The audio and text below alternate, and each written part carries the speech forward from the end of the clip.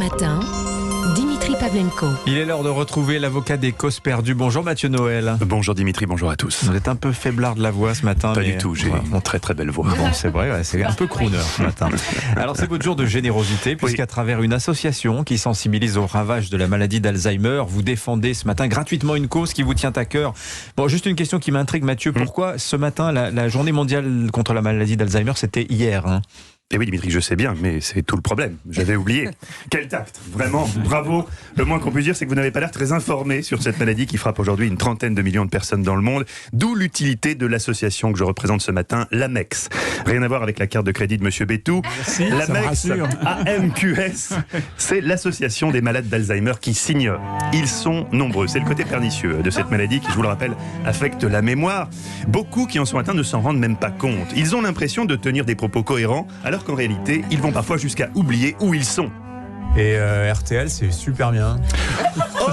Vous venez de l'entendre dans ce court extrait d'un patient dont le devoir d'anonymat nous empêche de révéler l'identité, mais dont le nom de famille évoque un dessert bien connu à base de meringues et de fruits.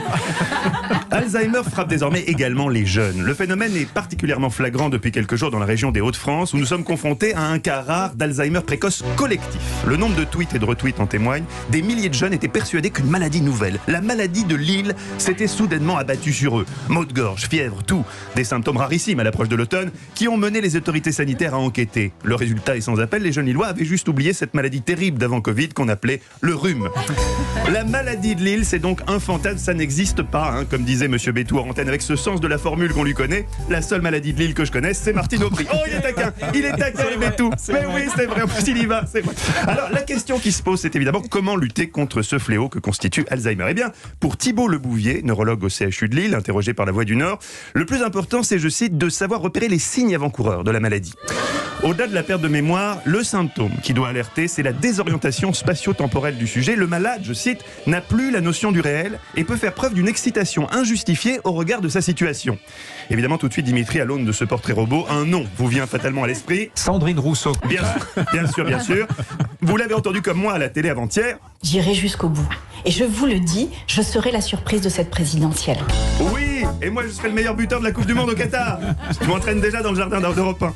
Pas besoin d'avoir fait 7 ans de médecine pour poser un diagnostic. Ah, tu crois qu'elle picole? Mais non Dimitri, c'est la chronique sur Alzheimer. Déphasage spatio-temporel.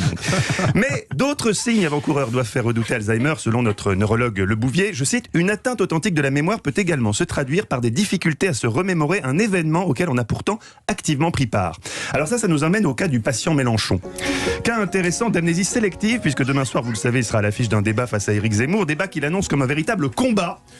Il est d'extrême droite et incarne tout ce que j'ai toujours combattu. Il incarne un lepénisme concentré, un concentré de haine, explique Mélenchon, qui semble impatient d'en découdre visiblement contre l'avis même de certains de ses proches. Pourquoi te cramponner à cette idée alors que tout le monde décrocherait? Parce que je suis un boxeur, j'ai ça dans la peau. Bon, ça c'est juste un extrait de Rocky 2, mais globalement c'est assez représentatif de l'ambiance qui règne à la France insoumise à 48 heures du combat. Une posture guerrière qui devrait inquiéter les proches de Mélenchon, car Jean-Luc semble oublier qu'en 2008, Zemmour n'était pas encore tout ce qu'il a toujours combattu, mais un pote à l'anniversaire duquel il faisait la chenille. Difficulté à se remémorer un événement auquel on a pris part. Aïe aïe aïe. Et oui, selon l'Express, le leader de la France insoumise aurait fait partie des invités des 50 ans d'Éric Zemmour au château de Malmaison pour une délicieuse soirée déguisée sur le thème de Napoléon.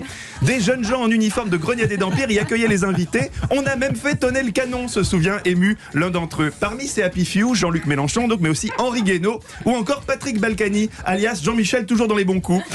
La présence de Ricky Martin avait également été évoquée par le magazine avant qu'un correctif soit publié. Je cite, erratum, il s'agissait en fait de Dick Rivers.